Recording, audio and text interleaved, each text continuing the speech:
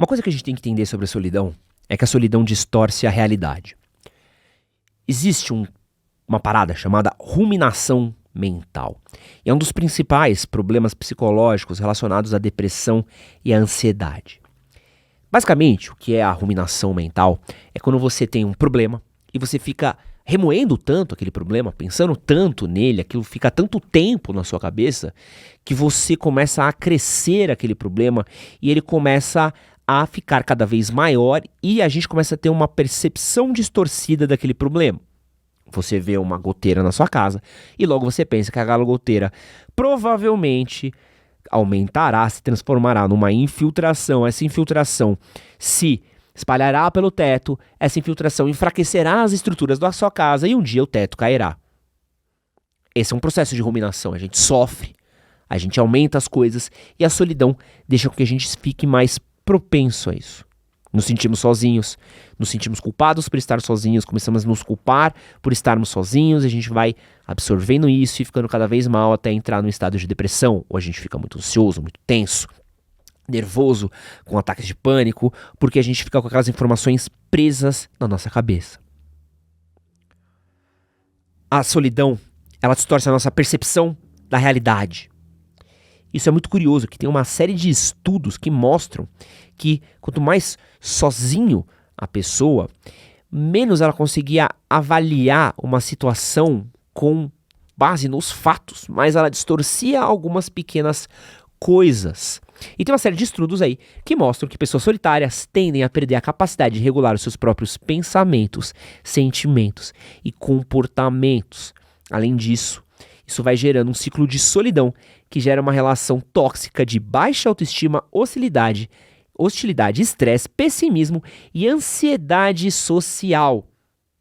Ou seja, quanto mais sozinho você é, mais sozinho você tende a ser. Quanto mais solitário você está, maior a sua tendência a ficar cada vez mais solitário.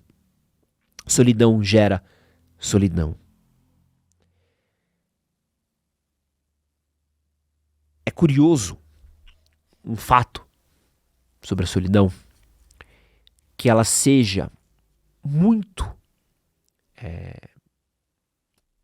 perceptível em jovens, adolescentes e idosos.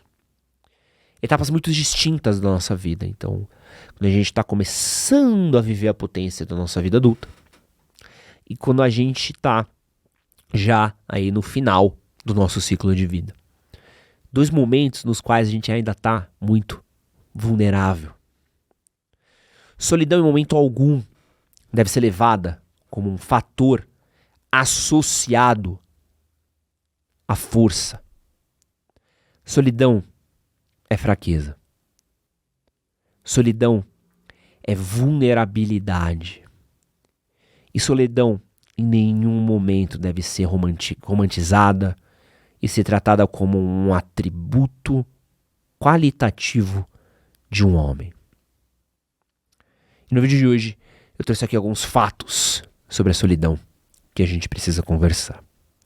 Então, prepara aí o seu Wolfpack, a sua matilha de lobos, porque está começando o Pistolada.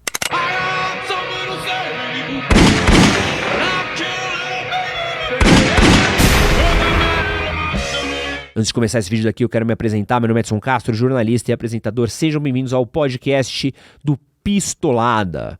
Esse é o quarto episódio aqui do podcast Pistolada. Estamos ainda entendendo um pouquinho mais sobre o formato. Queremos suas dicas, sugestões de temas, assuntos que você gostaria de ver sendo tratados por aqui. É sempre muito bom saber o que vocês querem ver rolando aqui no Pistolada, que ajuda a gente a trabalhar o nosso editorial. Como sempre, o seu like fortalece muito a firma. Então, ajude a gente deixando o seu like, porque fortalece nosso vídeo aqui no YouTube. Compartilhe esse vídeo com seus amigos, colegas, pessoas com as quais você se relaciona, grupo da igreja, Discord, WhatsApp. Quanto mais você compartilhar esse podcast, mais você ajuda a gente. Eu amo quando vocês compartilham esse podcast nos stories e me marcam. Acho uma coisa que eu fico mais feliz de ver, fico muito agraciado com isso. É um sentimento de realização enorme que eu sinto. Então, se você puder compartilhar isso aqui no seu stories, me marcar, @EdsonHCS, eu serei uma pessoa mais feliz. Se estiver vendo isso daqui nas plataformas de áudio, Spotify ou Apple ou Google, existem maneiras de você também avaliar. No Spotify você clica em 3 pontinhos, na plataforma Apple você vai lá na aba do nosso podcast e pode deixar uma avaliação, que isso também ajuda muito a gente a ser convidado, por exemplo, para o festival do podcast do Spotify, que a gente não foi convidado. Não chegou nem convite. Fiquei sabendo por outros.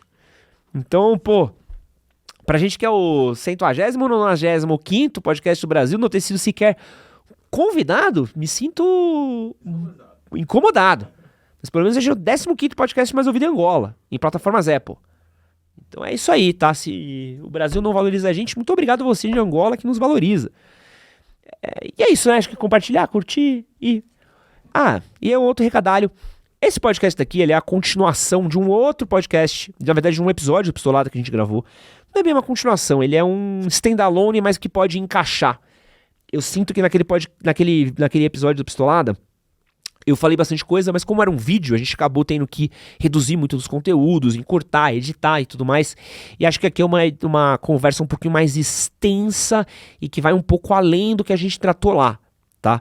Mas se você quiser assistir a esse vídeo, ele é muito bom, é muito interessante de ser visto. Vou pedir ao nosso editor para deixar aqui no izinho aqui em cima e na descrição do vídeo também para vocês poderem assistir. Se não tiver aqui, podem xingar o Gabriel de ter esquecido de colocar, tá? Então fica aí o recado.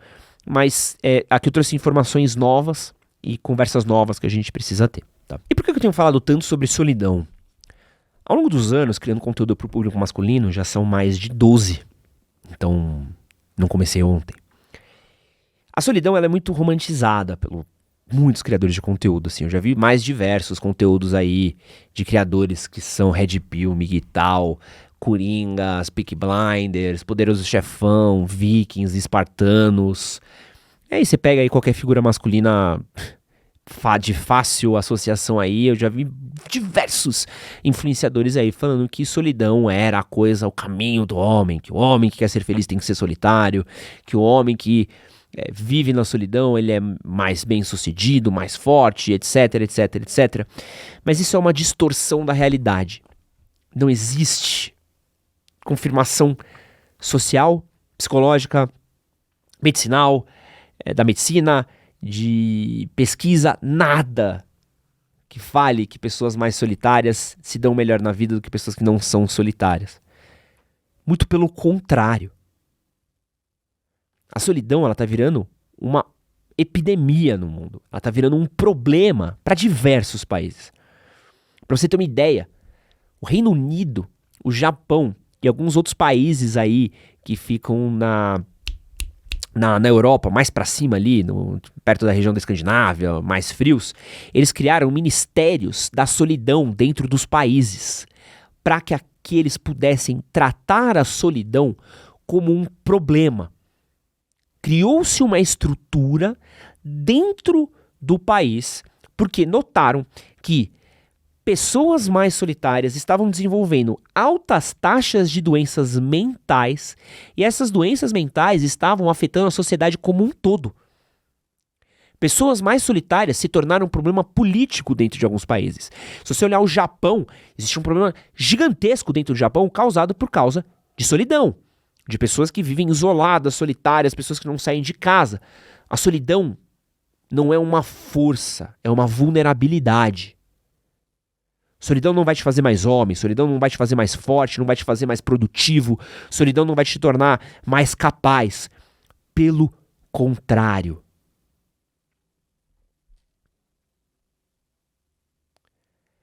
Quando a gente está falando de solidão, a gente tem que falar, e acho que esse é um fato que a gente não conversa, é que a solidão, ela não é especificada por quantidade, mas sim qualidade. Um exemplo. Eu estava lendo uma pesquisa do Psychology Today, e que ele dizia que 60% das pessoas que tinham sido consultadas na pesquisa, elas diziam se sentir solitárias, mas elas eram casadas. Você fala, como é que a pessoa casada se sente solitária se ela está numa família?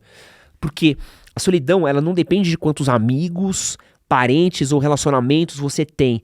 Ela depende da subjetividade, da qualidade das suas relações.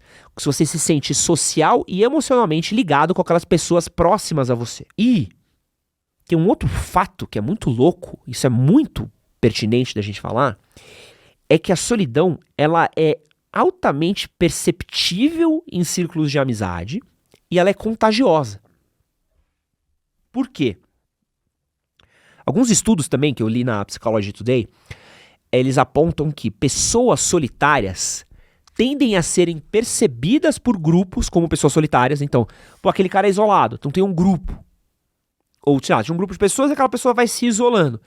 Esse grupo tende a perceber essa pessoa como mais solitária e a tendência é que o grupo cada vez mais se emancipe nessa pessoa e deixe essa pessoa mais solitária possível. Ou seja, se não houver um esforço dessa pessoa daqui em se reconectar com esse grupo, a tendência é que ele vá ser cada vez mais deixado de lado.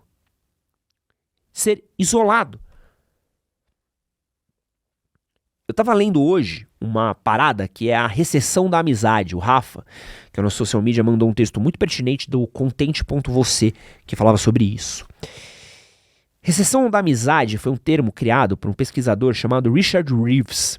E esse termo ele foi criado, porque ele queria tentar explicar por que cai tanto o número de amigos, conexões afetivas que a gente tem aí ao longo da nossa vida adulta. E ele tem alguns fatores que explicam isso, né? Então, primeiro, trabalho. A gente passa muito tempo preso ao nosso trabalho. O segundo ponto muito importante é que a gente perde todos os espaços de socialização que a gente tinha, onde vem e vão muitas pessoas. Então, pô, mesmo que você trabalhe numa fábrica grande, né? Mesmo que você trabalhe num lugar muito grande, o seu número de conexões que você vai ter, ele é restrito. Você convive com o seu núcleo, que tá ali de pessoas, aquelas 10, 20 pessoas do seu time, e já era. Às vezes tem mais pessoas na fábrica e tudo mais, mas é muito difícil você estar em contato direto com eles. Agora, quando você tá numa escola, uma escola, uma sala de aula, são 30 pessoas. Se tiver 4 turmas, são 120 turmas. Se tiverem 3 turmas no colegial, são aí, sei lá, quase 400 pessoas na sua escola que interagem entre si. A minha escola eu lembro, ia do primeiro A até o primeiro H.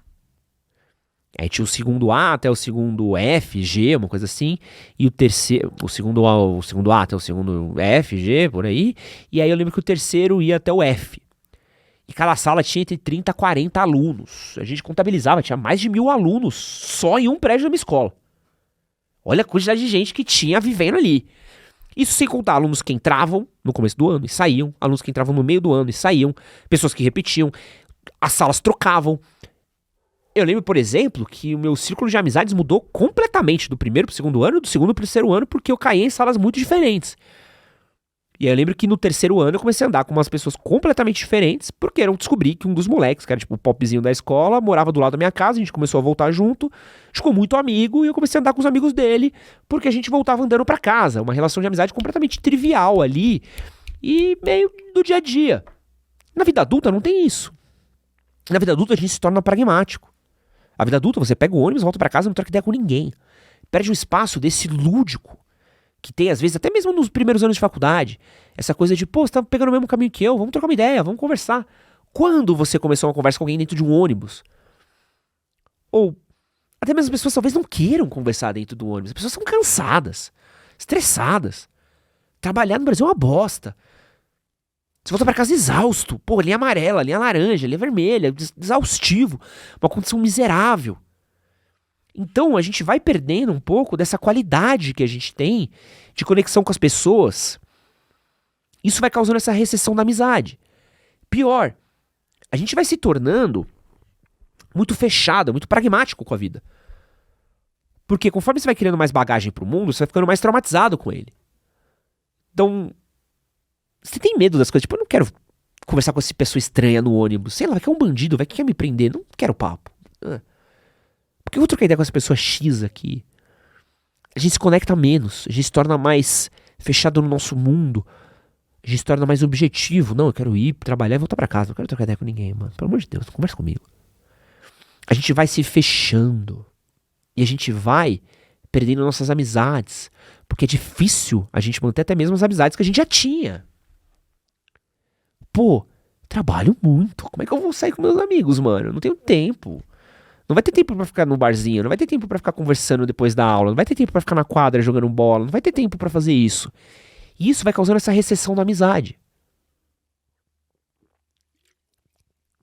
E aí a gente começa a negar os convites. Negar os convites, negar os convites, até um dia que os convites param de vir. A gente não consegue mais dar atenção pros nossos amigos como dava antes, não conversava com eles todo direito. É que eles param de vir conversar com a gente. E quando você para e você vê, você tá no auge dos seus 30 e poucos anos de idade, talvez aí, num bom desempenho de carreira, num bom desempenho físico, mas você não tem mais tantos amigos. E termina um casamento, e termina uma relação, e olha pra sua vida e fala: e agora? Como é que eu faço isso? Já era difícil antes, com amigos. E agora sozinho? Outro fato sobre solidão, e acho que esse daqui é um fato que a gente precisa falar a respeito, é que a gente é ensinado a valorizar muito mais as coisas e não relações. Porque PlayStation 5 é da hora, um Jetta é da hora, uma casa nova, reformada, da hora. Pô, isso é legal, você aprecia isso. Pô, tem uma TV de 60 polegadas, top, uma TV, nossa, que incrível essa TV, hein? Isso é recompensável, isso é da hora, te dá prazer no curto prazo. Agora uma amizade dá trabalho. Uma relação pessoal, ela dá trabalho. Tem que dar atenção. Deixa de ganhar dinheiro. Puta, podia estar trabalhando, podia estar descansando pra trabalhar amanhã, podia estar fazendo isso, mas tô aqui ouvindo o Pedro falar da vida dele. Ah, puta que porre, mano, queria estar em casa, queria estar fazendo não sei o quê. Isso dá trabalho. Uma coisa não. Então a gente valoriza mais proteger as nossas coisas do que proteger as nossas pessoas. A gente valoriza mais construir um legado de coisas, objetos, empilhar uma coisa em cima da outra, do que construir relações afetivas, afetuosas, histórias, relações familiares. Entrando em questão de família, mas tem pessoa que sai da casa da mãe e não liga pra mãe, não manda mensagem pra mãe, porque tá mais focado em fazer dinheiro do que falar com a mãe. E aí a mãe morre. Ai, daria tudo pra minha mamãezinha de volta. A gente dá mais valor pras coisas do que pras pessoas. E a dificuldade da gente lidar com essa recessão de amizades, com esse isolamento, com essa ruminação, vai gerando na gente uma apatia existencial. A gente vai vivendo uma vida miserável, sem amigos, sem conexões, e a gente cria um pensamento de quase que, o que vier é lucro. Não, eu ganho dinheiro, eu trabalho, eu tenho meu apartamento, tenho minhas coisas, tal. Não preciso de ninguém. Não preciso de relacionamento. Não preciso de amizade. Não, eu tô bem sozinho. Por que eu precisaria de algo? Pago minhas contas. As contas estão em dia. Como. Bebo. Pago minha Netflix. É isso. A gente vira um peixe beta dentro da nossa própria vida. A gente tá preso no aquário que a gente mesmo criou, sozinho. Apático. Morto por dentro. Não consegue mais se conectar. E a gente acha que isso pode ser mantido por muito tempo. Isso é muito lucrativo também, por incrível que pareça, porque existe toda uma indústria que se alimenta disso. Uma indústria absurda de coaches, vendedores de curso, incentivadores, de comunidades masculinistas que vendem. Tem que ser sozinho. O curso estoico do código secreto dos homens da Babilônia, espartanos do segredo do espírito alfa. É lucrativo vender esse modelo de vida. Porque é um lugar comum, é um senso comum que as pessoas se apoiam. É fora do senso comum falar: pô, você devia se esforçar mais pelas suas amizades. Você deveria ligar para seus amigos. Devia ligar para sua mãe. Devia ligar para seu pai. Devia ligar para as pessoas que você se importa. Enquanto elas estão aqui. Devia ser menos apático com as coisas. devia focar um pouquinho mais de um tempo nas nossas relações. É da hora correr atrás do bagulho que a gente quer, irmão. Acho da hora. Mas que tal correr atrás das pessoas que a gente ama? Que tal valorizar um pouco nossas relações? Mas isso não é fácil. Isso não vende tão bem quanto a imagem de um espartano, de um barbudo, de coque de samurai lenhador, de um mafioso. E a gente precisa entender umas paradas. Que a solidão, ela tem efeitos claros na gente. Isso é um fato. A solidão faz mal pro nosso corpo. Os riscos de doenças cardiovasculares aumentam em pessoas mais solitárias. Fato. Tem muito mais incidência de mortes de pessoas solitárias do que de pessoas que têm companhias e companheiros. Para você ter uma ideia, segundo estudos da Universidade do Colorado, os homens solteiros têm 2 vezes mais chances de morrer por insuficiência cardíaca depois de 5 anos do diagnóstico do que os casados. Pesquisas têm mostrado que pessoas com menos laços sociais, elas tendem a levar a taxa de mortalidade mais elevada. Eles têm a taxa de mortalidade muito mais elevada do que tem quem tem apoio emocional, de quem tem amizade, de quem tem família. Sem contar um fator de recurso. Pessoas que têm família, companheiros, se relacionam, acabam tendo uma pessoa que ajuda a compartilhar recurso, ajudar a pagar as contas, a cuidar do tratamento e a lidar com as coisas. Ou seja, pessoas isoladas, solitárias, tendem a sofrer mais de saúde e quando sofrem de saúde, tendem a passar pior pelo processo do que uma pessoa que tem companhia. Um estudo feito pela Universidade de Helsinki, na Suécia, mostrou que pessoas que vivem sozinhas têm 80% de mais de probabilidade de se tornarem depressivas quando comparada com quem vive com amigos ou parentes. O número de pessoas que tiraram a própria vida no Brasil cresceu 12%. E tem toda uma relação gigante de pessoas que se sentem solitárias com o fato de tirar a própria vida. E a gente pode ir embora aqui, cara, porque é muito louco aqui. Tem um monte de dados, um monte de número, um monte de fatos que a gente pode registrar. Então, sei lá, de doença mental relacionada à solidão, de doença cardiovascular, de pessoas em situação de rua. A grande maioria das pessoas de situação de rua são porque ou perderam família, ou perderam relacionamentos, ou dinheiro, e na maioria das vezes é uma combinação de vários desses fatores juntos. Então pessoas não perderam dinheiro, perderam a família, não tem pra onde ir, ou perderam a família, perderam a esposa, não tem pra onde ir, não, sei lá, não tem pra onde ir, vai pra rua. A solidão, ela tem esse efeito na gente. Ela adoece a gente fisicamente, ela adoece a gente emocionalmente, adoece a gente psicologicamente, adoece a gente socialmente. E tudo isso que eu tô falando aqui, puta, queria eu tá monarcando aqui e tá tirando o bagulho do meu rabo. Queria eu, mano, pra caralho, pô, queria, viu? Queria eu aqui, mano, que isso tudo fosse uma monarcada, que tudo aqui fosse eu falando um bagulho que eu inventei, que eu tirei do dado. Tudo isso tá pesquisado, anotado, sendo fruto e combustível de cada vez mais pesquisas e doutorados e teses, porque é uma coisa que tá acontecendo. Sendo tratado como um problema real por governos de países.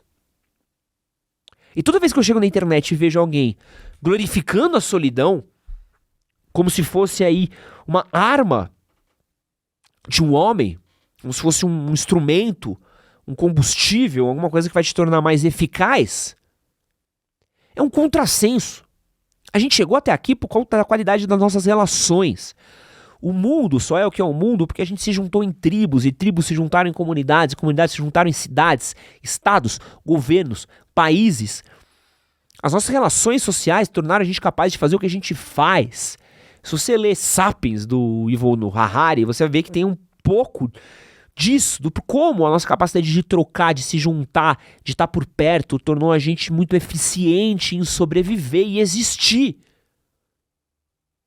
Falar que a solidão é bom para um homem é ir contra a própria existência de um homem. É atentar contra a sobrevivência de um homem. Você vai ser um homem melhor com muitos amigos. com um núcleo familiar composto de pessoas de sangue, ou vizinhos, ou pessoas que você se relacione por perto. Talvez você nunca encontre o amor da sua vida e tá tudo bem. Talvez você encontre, isso vai ser incrível. Talvez você tenha filhos, isso seja incrível. Talvez você crie uma família foda, com amigos fodas, com encontros fodas, e você vai se sentir bem, você tendo relações boas com as pessoas do seu trabalho, de amizade, de rir, de se divertir, de gostar, de conversar. E isso vai te tornar uma pessoa forte. Você vai sair do seu trabalho cansado, exausto, vai ter os seus amigos pra sentar, pra conversar, pra poder falar da vida, ver um jogo de futebol, jogar um jogo de tabuleiro, jogar videogame, tomar uma cerveja, desabafar. Quando você tiver um problema, vai poder ligar pros seus amigos pra te ajudar. Quando você tiver uma mudança na sua casa, precisa mover um móvel enorme, fala assim, pô, Pedro, coloca em casa pra gente mover um móvel. E vai colar. E você vai saber que você tem uma rede de apoio.